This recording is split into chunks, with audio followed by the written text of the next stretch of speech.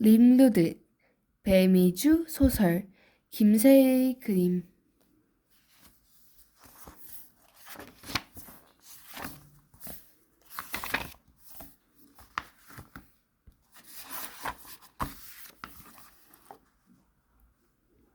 비행기가 수백 톤 쇳덩어리 몸으로 중력을 떨치고 날아올랐다.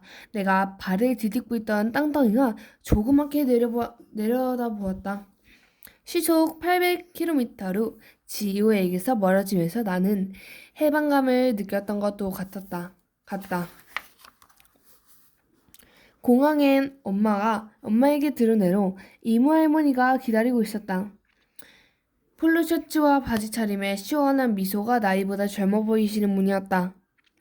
아주 오래된 미국으로 이민 가서 나라를 처음 보는 애도 진심으로 반가워하는 게 느껴졌다. 눈이 엄마를 꼭 닮았구나. 많이 늦었네. 짐 검사가 꼼꼼하지? 태자 때문에. 그것도 그렇고 입구 심사가 오래 걸렸어요. 입구 심사대의 직원은 내 여권을 보더니 나를 의심 가득한 눈으로 바라보았다. 그녀는 중학생인 내가 아직 학기 중인데 어떻게 혼자 해외여행을 왔는지 궁금했다. 어릴 때부터 영어 방송을 와봐서 그럴 줄 알아듣기지만 어리게 부족한 탓에 조리 있게 설명하기 어려웠다. 나는 더듬더듬 내가 중3이고 기말고사까지 다 치렀다는 것, 진할까 고등학교도 정해져 있다는 것, 고등학생이 되기 전에 미국에 있는 친척집에 다니러 왔다는 것 등을 설명하려 했었지만 역부족이었다. 입구 심사 직원은 고개를 느릿느릿 흔들며 미간이 찌푸릴 뿐이었다. 재미고프러 보이는 다른 직원이 나오고서야 겨우 입구장을 통과할 수 있었다. 나는 그 일로 꾸겨진 마음을 이모 할머니에게 숨겼다. 시애틀의 국제공원이 주위는 사막했다.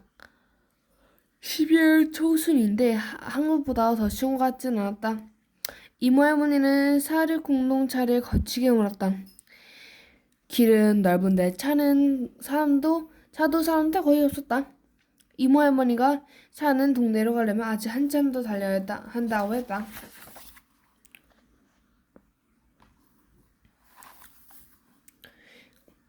아침 햇살이 눈을 찔렀다. 피로가 물려왔다. 나도 모르게 골아 떨어진 모양이다. 차가 멈춘 느낌이 눈을 떴다. 다 왔어요? No. 코리안 마켓에서 박으려고 깼으니 같이 가서 과자라도 고를래? 나 화장실에 쓰고 싶어서 잠적한 이모 할머니 따라갔다. 우리나라 마트보다 훨씬 횡하고 진열된 샴푸 가지수도 좋았다. 처음 보는 채소랑 과일도 썼는데 미국 닭의 무는 다 컸다. 한국 사람으로 보이는 화장이 진한 개였는데 여직원이 우리를 맞이했다. 그런데 마치 화장실이 고장났다는 것 같다. 비행기에서 내린 뒤로 모든 조금씩 기대에 어긋나는 느낌이었다.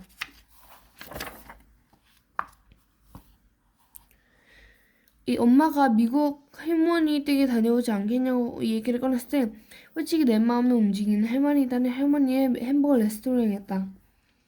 여름 성수기 한절에는 새벽보다 저녁까지 줄이 선 사람들 때문에 직원은 열을 구역하고 눈도 뜰새 없이 발뻗어고 했다. 그렇게 한절 바짝 멀어도 엄마랑 월급쟁이 수입보다 훨씬 낫고 지금 같은 비수기에는 쉬면서 여행을 다니신다는 거였다. 나는 영화에 나오는 해변을 떠올랐다. 파랗게 반짝이는 바다, 흰 모래 사장을 가득 메어 모델 같은 몸의 젊은 남녀들, 해변에 줄지어 늘어선 술집과 가게에서 흐리는 신나는 음악, 그런 곳이어서라 라면 나는 지금 내가 아닐 수도 있을 것 같았다. 하지만 코리안 마켓에서 나와 1시간을 더 달려 도착한 곳은 내 기대와 전혀 달랐다. 지우, 내 16년 남자친구 지우는 그의 예명이다. 학교 애들은 모두 그 이름으로 부른다. 하지만 난 그의 본래 이름을 알고 있었다. 그 이름 내 이름보다 훨씬 많이 불렀으니까 당연한 일이다. 우리 서로에게 기대로 안 했는데 받은 선물이었다. 우리 엄마는 갓난아기를 두었는데 지쳐 유모차를 끌고 문화센터에 나갔다가 처음 지우의 엄마를 만났다. 지우와 나는 기억도 못할 시절부터 참 많은 시간을 함께했다. 서로 아파트를 오가며 엄마들이 촬영한 시 동안 우리는 장난감을 가지고 놀았고 놀이터에선 그늘을 가지고 싸우다가 울기도 했다. 유모차를 타고 전철 여행을 했고 우리 엄마가 운전을 배우고 나서 멀리까지 함께 놀러 다녔다. 유치원도 초등학교, 중학교도 같은 곳이었고 말이다. 어릴 때 지우는 덩치가 작고 숫기가 없었다. 나한테 이런저런 이야기를 곧잘 잘했지만 낯을 많이 가렸다. 모든 느리고 겁도 많았다. 계곡에 놀러 갔을 때 나랑 다른 아이들은 모두 물에 첨벙첨벙 뛰어들어 신나게 노는데 지우만의 몇 시간은 물가 서성이다. 아줌마는 그런 지우를 답답해했다. 어디 가도 거북이처럼 움츠렸다가 남들 시켜 다 놀고 집에 가면 그제야 몸이 풀려 살살살 돌아가니까 내가 속 터져. 내가 속 터져서. 아이 언니 뭐야 언니 뭐 그래. 남자는 열두 번도 더 변해. 그런 성격이 잘하면 진중하고 좋아. 엄마는 그렇게 아주머니를 닮았다. 7살 때였다. 나는 새로 산 둘만의 자전거를 금세 익혀서 아직 세발 자전거를 타는 지호 옆에서 신나게 타고 돌았다. 그러나 약올라 하는 게 엄력한 아줌마 표정을 보고 나는 지호가 집에 가면 혼낼 거라는 깨달았다. 내가 자전거 가르쳐줄게. 나는 그렇게 큰 소리를 쳤다. 지호는 내 두 발 자전거를 태우고는 나는 뒤에서 짐바지를 야무지게 움켜쥐었다. 자전거가 비틀거리면서 핸들을 넘어지려는 쪽으로 살짝 꺾으면 안 된다고 이기양양에게 알려주기도 했다. 어느 정도 가면 익히면 속도만 올려도 일직선으로 간다는 걸 나는 본능으로 익혔다. 지호는 내가 아니었다. 지호는 자꾸만 이쪽 저쪽으로 넘어지고 자전거를 붙들고 버티냐 나는 땀투성이가 되고 말았다. 운동시킨 때문이 아니라 겁이 너무 먹은 게 문제였다. 못하게 또 울산해지는 지호 너무 짜증나서 한 대 때리고 싶었다. 바보! 그럼 난 두 발 자전거 타는 애들이랑 놀 거야?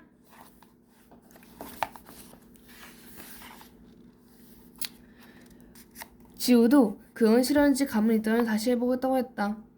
지호는 그 뒤로 수없이 넘어졌고 나는 땀을 못 끼고 했다. 지금 생각해보면 7살짜리 아이들 둘이서 뭘 그렇게 같이 했나 싶다. 지호 아빠는 사업을 하셨는데 일이 잘 안 풀리기 때문에 지호 부모님이 자주 싸웠다. 지호가 아빠에 맞기도 했다. 그래서 지호에겐 좀 그늘이 있었다. 그때 내가 지호의 수천사라 기사라고 생각했다. 얼마나 시간이 없을까 해가 지고 있었다. 지치고 배가 고팠다. 나도 모르게 자전거 뒤에서 손을 떼버렸다. 근데 자전거가 쓰러지지 않았다. 지호는 내가 손을 떼는지도 모르지 열심히 페달을 밟았는데 뱀처럼 꿈틀저리 꿈틀하면서 용기로 쓰러지지 않고 가는 거였다. 난 너무 기뻐서 팔짝거리면서 소리라고 지르고 싶었지만 지호가 또 눌러서 또 넘어지다가 입이 막았다. 우스꽝스럽게 비틀대며 앞으로 꾸역꾸역 나가는 지호의 자전거를 숨지인치 바라봤다. 불에 뗀 것처럼 화끈거리는 손바닥을 바지에 문질렀다. 지호가 뒤로 들어오니 활용했었다. 이렇게 환하게 웃는 건 처음 보았다. 우리의 첫 번째 작은 성공이었다.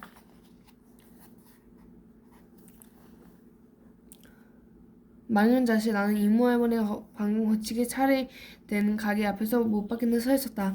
큰 길 건너 바다가 넘실대는 건 맞았다. 흰머리 입은 모델 같은 몸매의 섬남섬녀 신나는 음악 붙여있는 가게들이 없었을 뿐이다.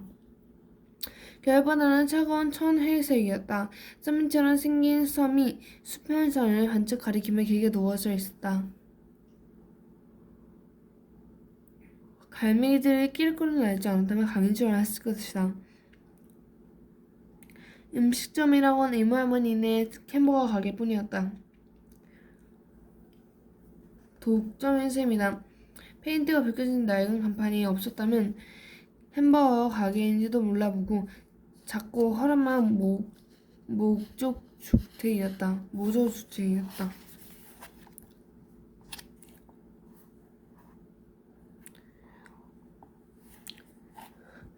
큰 길 이모 할머니가 사는 집을 포함해 네다섯 채의 별장이 있는 엉덩이를 일으켜지고 햄버거 가게 뒤로는 숲을 향하는 좁은 길이 나서다. 나중에 산책하면서 세어보니 길가에 드문드문한 집들이 통틀어 스무스로 앉으라 아담한 마을이었다. 가게 맞은편에 작은 은행과 작은 우체국과 작은 미용실이 있었다. That's all! 그게 다였다. 못하는 여기 절로 뱃속으로 소리쳤다. 미국어에서인지 영어로 Damn! 이건 사기야. 가게 안으로 들어간 이모 할머니가 나를 불렀다.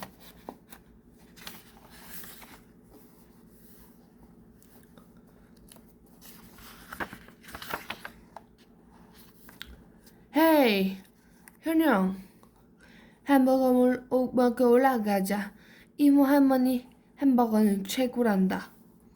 아침부터 햄버거를 먹기 싫었지만 동선이 고개를 끄덕이고 나무 계단 2개를 밟아 안으로 들어갔다. 가게 안도 먹지 않게 허름했다. 그래도 청결해 보일 겁니다. 안에는 테이블 위에 소스병과 냅킨 통이 등이 잘 정리되어 있었다. 주방으로 갔다. 햄버거 만드는 걸 보고 싶었다. 좁고 길쭉한 주방 한쪽 불판 위에 소고기 패티가 지글지글 익었다. 맛있는 냄새가 난다. 그 집에 들었다. 패티를 굽고 있는 이모 할머니 손에 눈이 들어왔다. 좀 큰 충격을 받았다. 얼굴은 아직 고운데 이모 할머니 손은 남자처럼 크고 뿅하다 굵고 거칠었기 때문이다. 할머니의 손님은 아주 빨랐다. 금세 햄버거 빵에 소고기 패티와 치즈 얇은 게싼 토마토 싱싱한 양배추 피클이 조청 녹아있고 햄버거가 완성된다. 자, 나가서 먹자. 음료는 콜라, 사이다, 커피도 있단다. 난 커피를 잘 마시지 못하지만 그냥 커피를 달라고 했다. 맥도날드랑 롯데리아에서 파는 콜라를 싫어했기 때문이다.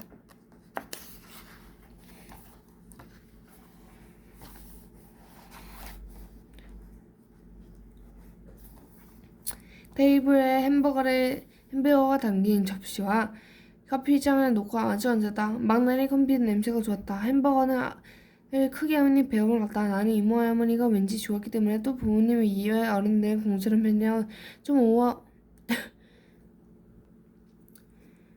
오버해서 맛있다고 말할 요량이었다. 그런데 진짜 맛있었다. 아삭아삭 씹히는 야채가 싱싱하고 치즈가 녹아드는 두툼한 소고기는 혀에서 서서히 녹았다. 마음을 채워주는 행복한 맛이다. 맛있지?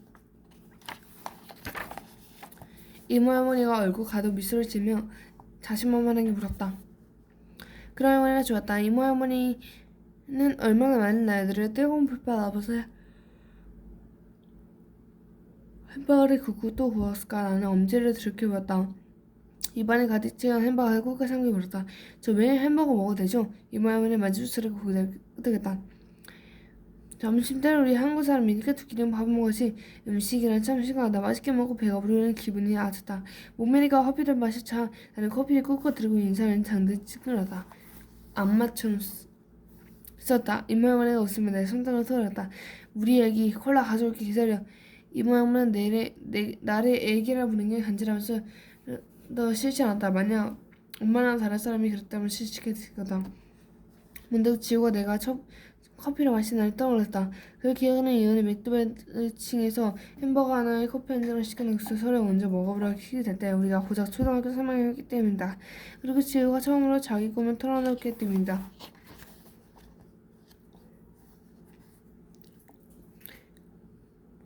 초등학교 고학년 되면서 지우는 키가 쿡쿡 살았다. 얼굴에 했대. 그런지 어디 가서 중학생이라도 밀어주었다. 쟤는 뭘 먹고 저렇게 큰다니. 너 소철처럼 편함이 없는데. 엄마가 피자인지 감탄인지 모를 만큼 내게 한쪽 뭉쳐였다. 하루가 다르게 자란 지우는 중학교 2학년 때 이미 어른 키였다. 어제는 마시고 적고 조용했지만 그런 지우가 텔레비전에서 하는 대형 기획사 오디션 프로그램에 나간다고 했을 때 모두 깜짝 놀랐다. 나는 지우의 꿈이 랩을 하는 것도 알고 연습하는 것도 자주 봤지. 지우가 랩을 잘하고 춤도 추는 거 알고 있었지만 정말로 오디션 프로그램에 나갈 줄 몰랐다. 자기 꿈을 위해 그런 용기를 낸다는 게 부러웠다. 난 딱히 하고 싶은 것도 되고 싶은 것도 없었다. 지우가 열심히 노래 가사를 쓰고 예불 연습하고 춤을 추는 거 볼 때면 나도 꿈을 갖고 싶긴 했다. 하지만 꿈이라는 게 갖고 싶다 가질 수 있는 게 아닌지 아닌가. 공부는 잘하는 편이고 그러냐 그림이나 글쓰기를 생각도 많다 맞다. 하자는 그뿐이었다. 하고 싶은 일이나 되고 싶은 건 없었다. 좋은 대학에서 돈 많이 버는 직장을 하고 싶었지만 그걸 꿈이라고 할 수 있을지 몰랐다.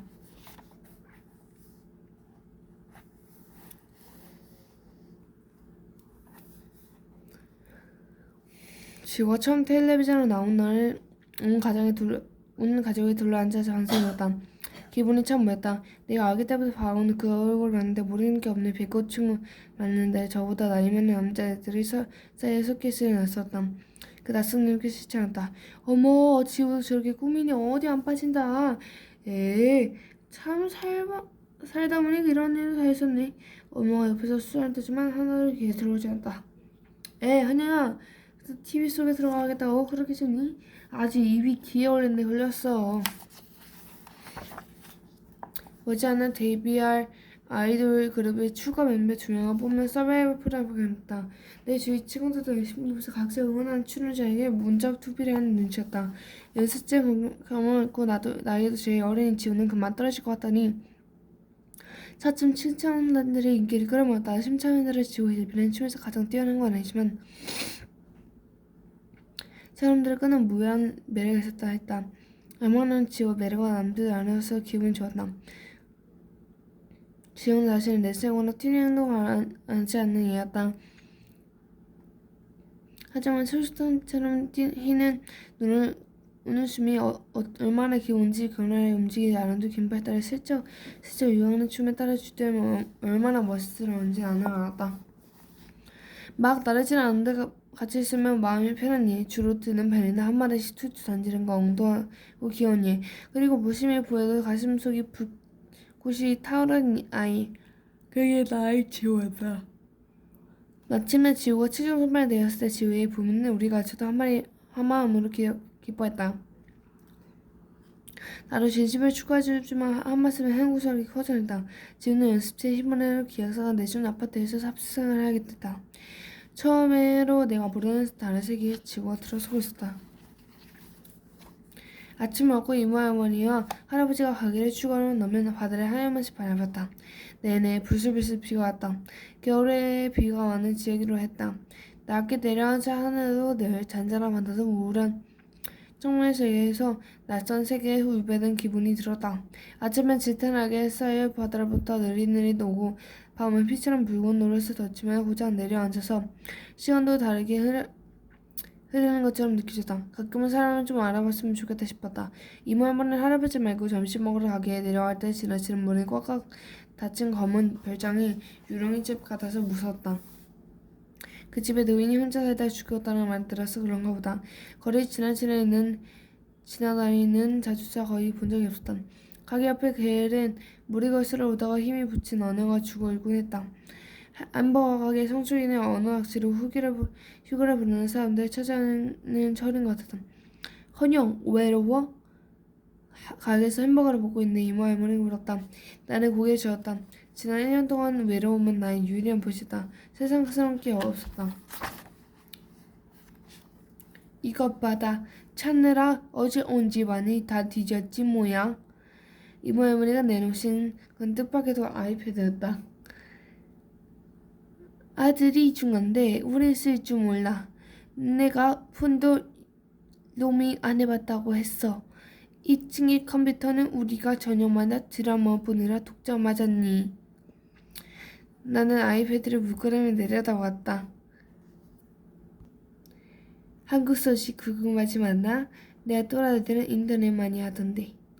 나는 조그맣게 줄였다. 궁금하지 않아요.